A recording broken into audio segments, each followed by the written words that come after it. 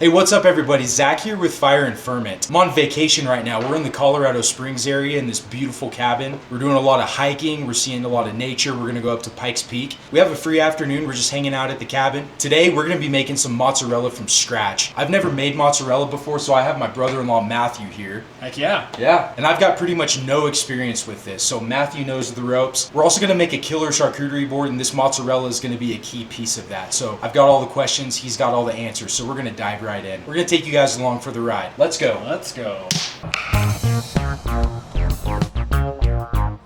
So Matthew, first off, give me the backstory of what got you into cheese making and why do you like doing it so much? Yeah, man. What's up, guys? I'm Matt, brother-in-law to Zach. I am definitely an amateur cheesemaker, but I got into cheesemaking from just watching Facebook videos, just watching the shorts on Facebook, and I have a brother-in-law who loves to make stuff, so I was like, I want to make something different than him, and found cheese and really just kind of fell in love with the process and found out that it's way easier than people might think it is, and so excited to be here to share a little bit of that magic. Again, I am not a professional, but this is just a fun hobby that I like on the side, and hopefully this is helpful for you guys. Yeah, you know, on this channel we make a lot of things from scratch, and we never claim to be professionals, but what we're looking for is just a good process, good ingredients, and something that's nice and healthy, and more importantly, fun to make. So Matthew, how many batches of cheese have you made so far? Tons. Man, I couldn't give you an accurate number. Tons. I like to use them for charcuterie board.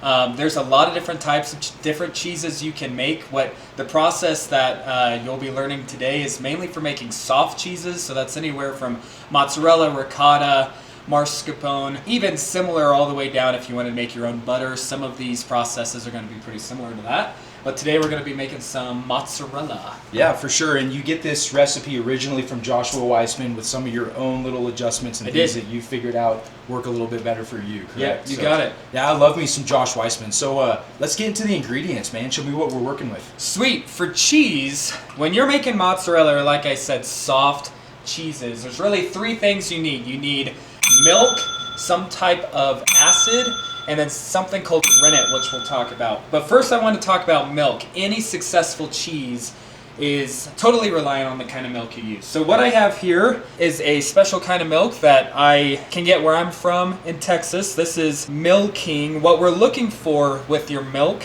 is you want to make sure that it is low temp pasteurized. It can be pasteurized, and what pasteurizing is like a milk company, their process of making milk last longer, making it safe at grocery stores. So we still want it to be pasteurized, but we want it low temp because you don't want to shock like the good stuff that's in here. Yeah. And then also what we want is non-homogenized milk as well. That just kind of helps with the whole curding cheese making process. So if you do buy it from a grocery store, look for low temp pasteurized and then non-homogenized milk. If you're able to find raw milk, that's probably the best way to make cheese, but this will work as well.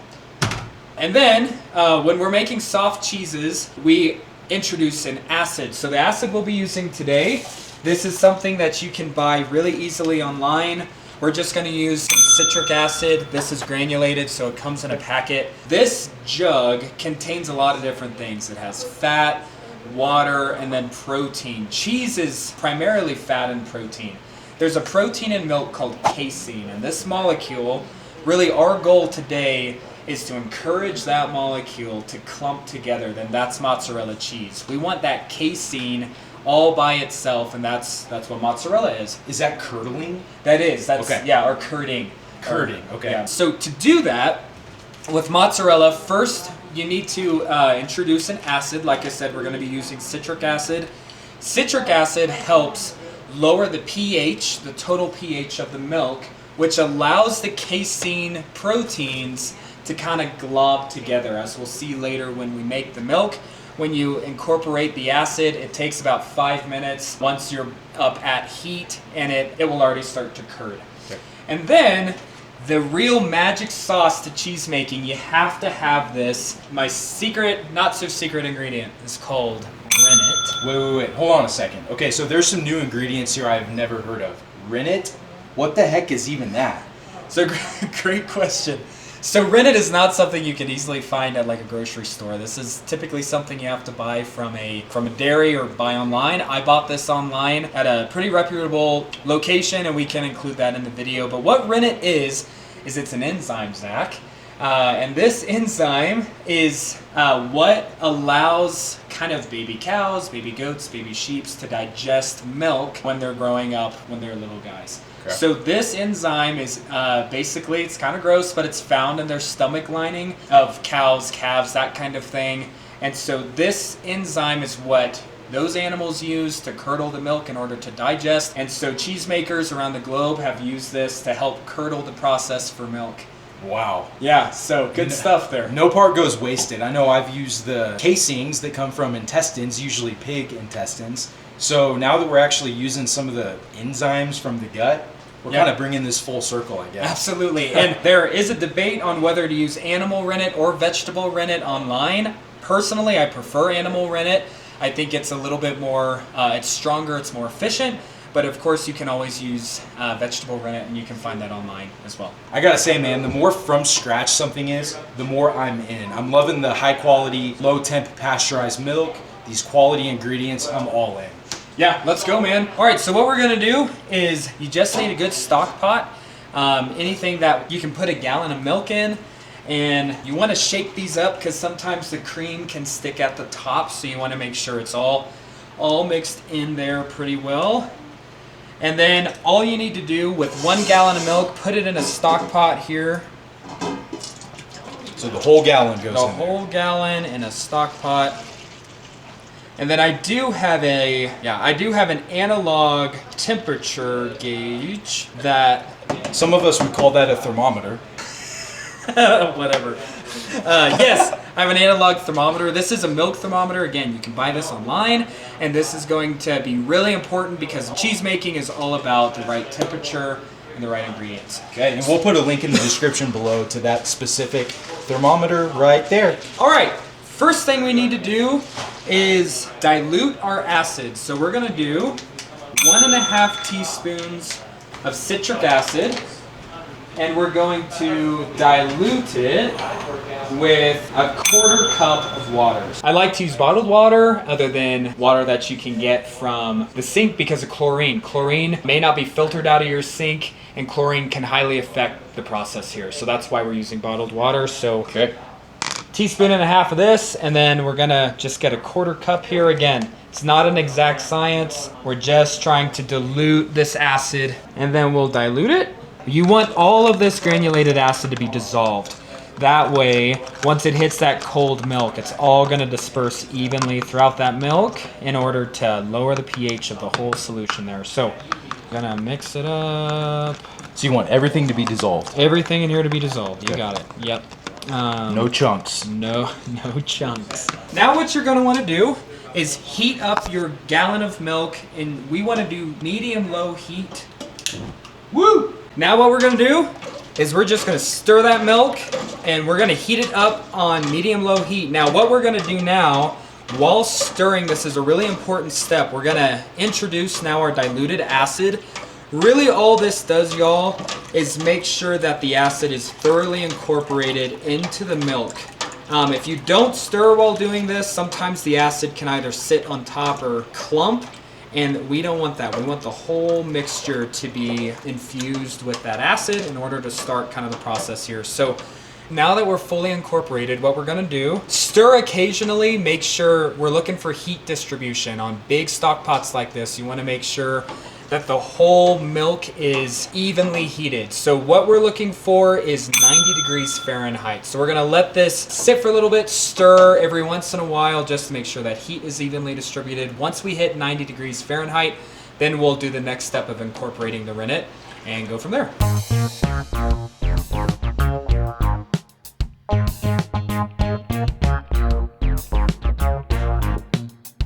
The casein protein is one of the proteins in cheese, along with whey. So you want to remove all the whey. Which way? From the casein. Casey who? Sweet. We have now arrived to 90 degrees. Now, what we're gonna do, immediately once it hits 90, take it off the heat, kind of move it to the side here. And now we're going to introduce our rennet to the cheese in order for the curdling process to kind of finish here. So now what we're gonna do is we're gonna dilute our rennet mixture. And again, this is just for everything to get evenly distributed. So now we want half a teaspoon of rennet, which is, again, this is not an exact science. You want enough for it to be evenly distributed. And then this is gonna be in a 1/4 cup of water. So all I'm gonna do is just kind of roughly measure out a 1/4 cup, mix it in with the rennet. Most of this is gonna be, since it's all liquid, it's gonna mix in real well. Now here's the magic. This little bit of magic is going to curdle the cheese almost instantly. So now that we're at 90 degrees, we are going to stir the rennet in. As soon as the rennet hits the milk, I want you all to count to 25. So 1, 2, 3, 4, 5, 6, 7, 8, 9, 10, 11, 12, 13, 14, 15, 16, 17, 18, 19, 20, 21, 22, 23, 24, 25. With the 25 seconds, you're thoroughly incorporating the rennet. Now at this point, you do not want to over stir the rennet because that will make your mozzarella a bit cloudy and harder to curdle. So now literally all we're going to do off the heat, now that we're at 90 degrees, is we're just going to put a makeshift topper to this. Let it sit for 5 minutes. Set your timers for 5 minutes and then we'll come back and do the rest of the process. All right, here we are. 5 minutes has passed. Now we're gonna check the milk and should see some pretty cool things. So now, as you can see, I'm tilting the milk back, and if you can kind of see the corner, you can see where it's starting to separate a little bit in here from the liquid. See how there's that line on the edge? That's a good indication that it's starting to form up. If yours looks not as solid, you can always let it sit for another 5 minutes or so in order for the rennet to kind of do its work. But what we're gonna do for the next step of this process, now that we have our milk, our casein molecules are kind of globbed together because of the lower pH, the rennet is gonna continue to curd together. So what I'm doing here, essentially I'm just increasing the surface area of the curd. So I'm going to cut my curd into a little cross hash, and this again is just to increase the surface area of the curds, because the whole key to all this is to remove the whey, another protein, the watery protein, remove that from the curd you're trying to make here. So again, just gonna cut this in long rectangular strips at first. The reason you want 90 degrees also is at 90 degrees, that's when rennet, the enzyme we're using, is most active. So if it's any colder than that, the rennet's going to be a lot slower. Any faster than that, and it could hurt the rennet. So that's why 90 degrees is right at the sweet spot of where we want it. And then all I'm doing here is, again, creating surface area. You want about 1 inch wide little strips here. Again, cheese making, at least soft cheeses, this isn't a total exact science here. You just want to create enough surface area for the whey to continue to get out of the whey. No way. In order for the curds to form up here. So, okay, now that we've cut into a cross hash, this, you can see some of the whey here. Yeah. This is all good casein protein we want. So now what we're gonna do, back on the fire. So medium-low heat, we're gonna stick our thermometer back in. Now what we want is we want to get it to 105 degrees. Now this step, y'all, is absolutely crucial. I have made several batches where I screwed this part up. We want to stir the curds, but stir them very, very gently. Don't want to break the curd up too much at this point, but you just want even heat distribution here. Be very gentle, don't rapidly stir this. We want the curds to relatively maintain their rectangular shape, but we also want all that heat that's coming into here to be distributed evenly. The goal with this step is these curds should start to drop. You know you've done a good job with stirring if there's no white curds left on top floating. They should all be under the water globbing together. Again, you want to stir very, very carefully, not too much, but just enough to kind of distribute that heat evenly. This step is pretty hands-on. You just kind of want to tender it, watch your heat, Really, we're looking for just 105 degrees. Once we're at that temp of the whole mixture here, then we'll go to our next step.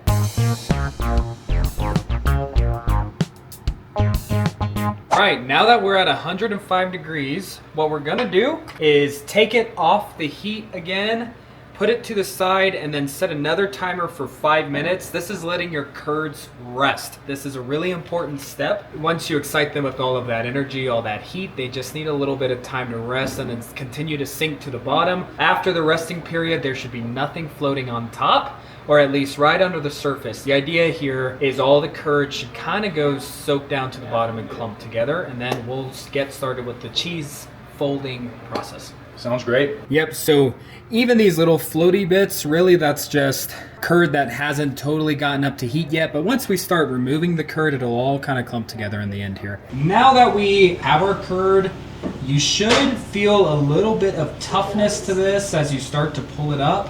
And all we're gonna do now is just remove the curd from the rest of the milk here. So it's gonna fall apart, be stringy, be a little messy, but what you wanna do, take the curd out and then put it in a strainer with a bowl underneath. So we're just continuing to remove the curds here. Really what we're looking for is big stringy pieces that kind of clunk together. That is really healthy curd, folks. A slotted spoon works easier. We don't have one, so we're just gonna put it in a strainer. Okay, now this is where the fun process starts with your cheese forming. What you have here in your strainer, this is pure mozzarella, as pure as it can probably get. Now, as you'll see in this mixture, we still got a little bit of whey in there. What we're doing here, we're just letting this sit, not for very long, but we want the excess whey to drain off. Also, make sure you wash your hands. But this is the part of the process where you can kind of start to clump the curd together a little bit here. Again, the idea is just to remove the excess whey. You do not want to squeeze this thing dry. It's just to remove kind of that excess liquid from your curd. So you kind of work it a little bit. So this is an important step. You don't want to break the curd apart too much at this point. But again, we're just removing the excess whey. Squeezing it a little bit, getting out that excess whey. So now that we have our ball, this, y'all, is pure mozzarella. This is pretty amazing stuff. Now that the curd is condensed, we put it in a separate bowl, let it rest a little bit more. And now what we're gonna do is, with this extra whey still left in the pot, what I want y'all to do is heat this up on a medium heat. This part of the process, really all we're doing is just getting hot whey. And what we're gonna do is we're gonna use this whey to heat up our curd in order to make it more solidified and more easy to form into balls during the last step. So by heating this up, we're just trying to squeeze every little bit of curd out of the pot. So we're just gonna put a spoonful or so over the curd. The idea here, we're trying to continue to encourage the solidification of this curd. Just pour some hot whey in here. Hot should be, think 120 or so. You don't want more than that because then you'll denature the curd. Now, ladies and gentlemen, we have a much more solid curd here. This is what it should look like before you start the folding process. I am warming it up a second time. All we're doing is just trying to encourage that curd to clump together.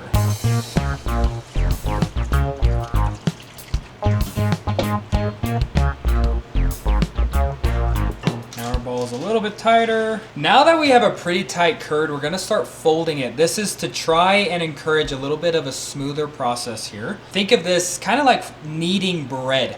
If you guys have made any of Zach's bread recipes, this is similar to the kneading process. So all we're gonna do is just fold it and squeeze it a couple of times, encouraging that curd to mold together.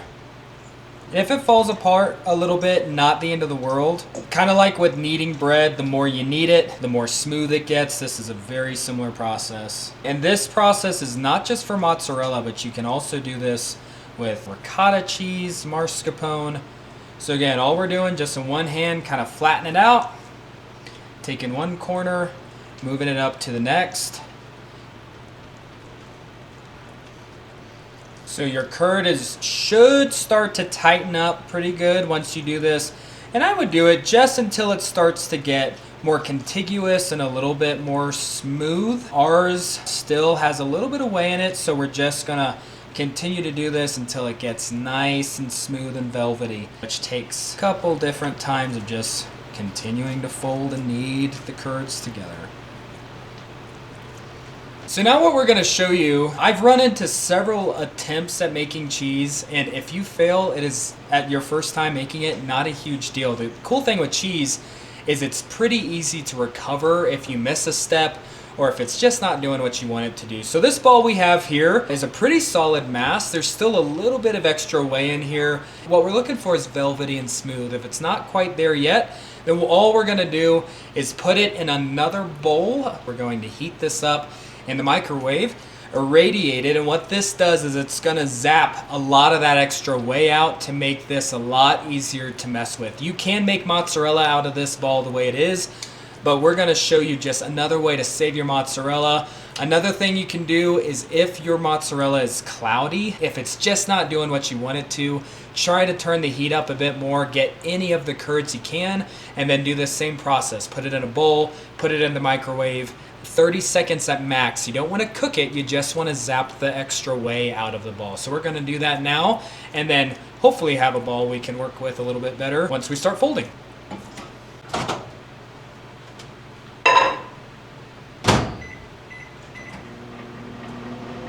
Now we're just going to continue to strain. See that? That's what we want. That. The whole thing needs to be like that. Which we're getting there. Just keep kneading it. Keep kneading it. That's what we success. Yes, finally. Here you go. Now that we've fully kneaded this cheese, it should look real stringy. In order to keep this velvety, this is just something I found. You probably won't find this online if you Google it. This has just worked for me. Put it back in a bowl. So I'm just gonna use this bowl that we used already. And now this is called heating the curd. Because once you start to mess with it, it's gonna solidify. And in order to start kind of forming those delicious balls we'll use on our charcuterie tray, we're gonna need this to get a bit more pliable. Only way to do that is to heat it. So what we're gonna do is just kind of what we did previous.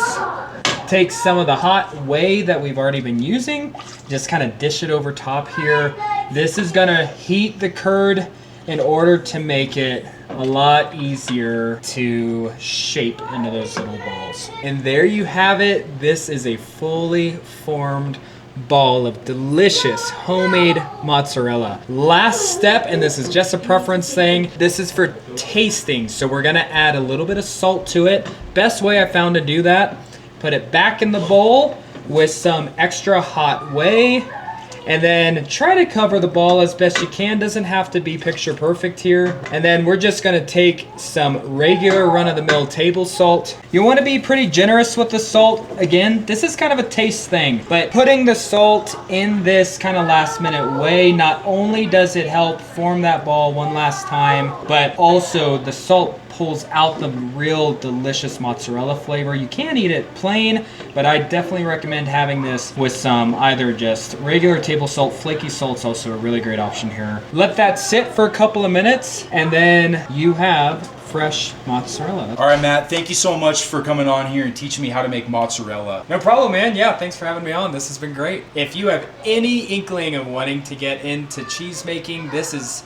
probably the best, easiest way to get started, and then sky's the limit from there. You can start doing a bunch of soft cheeses, and you can even get into the harder cheese world later down the road. But mozzarella is a really great way to learn the process and also have some really great cheese that you know where it's coming from. So really, thanks for having me. Yeah, let's go ahead and make a charcuterie board. Let's do it. That's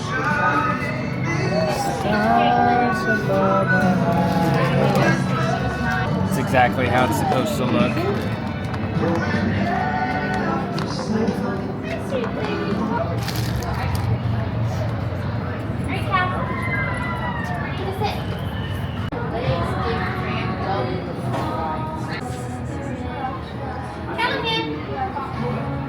That's good. Yeah, so good.